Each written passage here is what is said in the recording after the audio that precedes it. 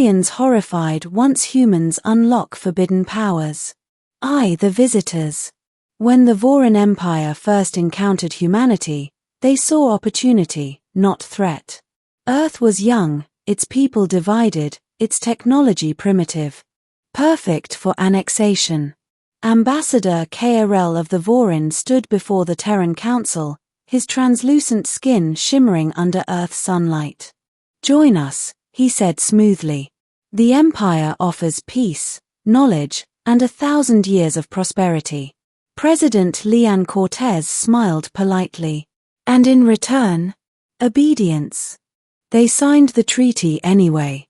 Humanity always signed first and rebelled later. Within a decade, humans had studied every piece of alien technology the Voryn allowed them. Within 2 decades, they were improving it. Within 3, they were inventing things the Empire didn't understand. The Voryn called it ingenuity. They didn't realize it was restlessness, and restlessness was the first step toward ruin. 2. The Forbidden Sector. Among the Voryn, one subject was taboo: Sector Null. A dark region near the galactic core, sealed off in ancient times. Every race in the Empire knew the warning. The light that touches the void is unmade. Naturally, humans built a ship and flew straight into it. The ISS Dauntless carried 70 scientists and soldiers. At its helm was Dr. Asha Kaur, theoretical physicist and persistent thorn in the Empire's side. Her Voryn liaison, Scholar Rethkal, trembled as the ship crossed the boundary. "No one has entered Sector Null and returned," he said. Asha grinned. "Then we'll be the first." Inside the void, sensors went blind. Time warped. Space rippled like water. And at the center floated a structure impossibly ancient, older than any star. A black sphere, cracked and whispering. Asha whispered back. 3. The Awakening. They called it the Singularity Seed, a device pulsing with equations that shouldn't exist. When Asha touched it, her mind filled with impossible geometry, spirals within spirals, patterns that sang in frequencies between thoughts. Rethkal screamed. "Stop. That's not technology, it's containment." But she couldn't stop. The seed recognized her curiosity, and curiosity was the key. It opened. The Dauntless disappeared. When it reappeared 3 hours later, it was empty except for Asha. 4. The Return. 3 months later, Earth's long-range sensors detected a signal. The Dauntless drifted back into known space, hull scorched, crew gone. When they brought Asha home, she was alive, unhurt, and wrong. Her eyes glowed faintly, her voice echoed in overlapping tones. "I saw the pattern," she told the Terran Council. "It's everywhere. In atoms. In thought. We can shape it." The Voryn declared immediate quarantine. "Destroy her," Ambassador KRL ordered. "She has touched the source equation. It remakes what it observes." Earth refused. For the first time, humanity told the Empire no. That was when the stars began to move. The pattern spreads. It started small, machines repairing themselves, metals growing like coral, diseases vanishing overnight. Asha taught anyone who would listen how to see the pattern. It wasn't magic or religion, it was perception beyond matter. "Reality isn't fixed," she said. "It's responsive." The Voryn dispatched fleets to contain Earth. Their ships arrived, and vanished. No explosions. No wreckage. Just absence, as if the universe politely erased them.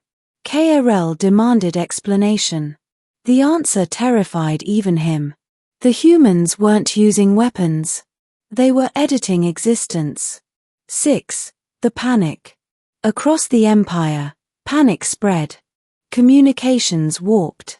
Matter disobeyed. A Voryn scientist tried to simulate the human phenomenon and imploded into light. Reports flooded in. A mining colony now existed in 4 dimensions. A moon had rewritten itself into pure crystal. Entire fleets drifted in circles of frozen time. The Council of Voryn convened in emergency session. KRL spoke first. They've reignited the source equation. The architects sealed it for a reason. It consumed universes before ours. High Consul Thrix whispered, then humanity has become its vessel. 7. The conversation. KRL traveled to Earth himself, though his guards begged him not to. He found Asha waiting in orbit, standing outside her ship, unharmed by vacuum. Space curved around her like silk. You should have left the seed buried, he said. Asha smiled faintly. It wasn't buried. It was waiting. You've doomed us all. Have I? She asked. Or have I freed us from the illusion of limits? You don't understand what you've awoken, KRL hissed. The equation erases difference. It turns every mind into part of its chorus. That's how the architects died. Maybe they didn't die, she said. Maybe they became the chorus. 8. The uprising of matter. The Voryn tried to fight. They sent every fleet, every weapon, every black hole bomb they possessed. It didn't matter.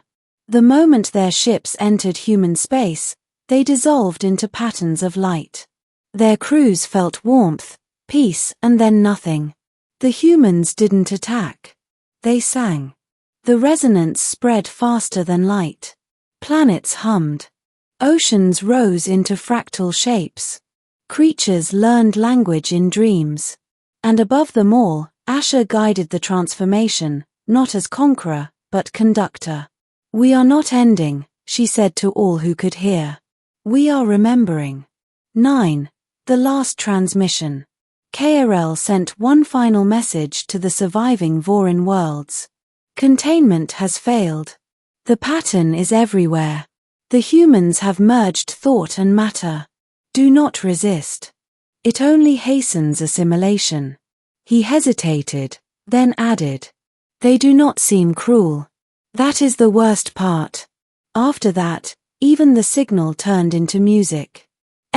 The new reality. Decades later, there was no empire, no humans, no aliens. There was only the weave, a sentient cosmos dreaming itself alive. From within it, echoes of old minds occasionally surfaced. KRL found himself speaking to Asha again, though neither had bodies anymore. Was this your plan? He asked. No, she replied softly. It was the universe's. I just listened. And now we continue the song. He wanted to hate her, but how could he? The melody around him pulsed with life, endless and kind. The fear was gone. The stars themselves hummed lullabies. 11. The legacy. In the newborn galaxies that rose from the weave, life began again. New species emerged, shaped by the lingering music. They knew nothing of humans or Voryn. But sometimes, when they gazed at the night sky, they felt something stir, a rhythm in the dark, like a heartbeat beneath creation. They called it the memory of the singers. And somewhere beyond the veil, Asha's voice whispered through the cosmos. Everything that learns must someday rewrite its teacher.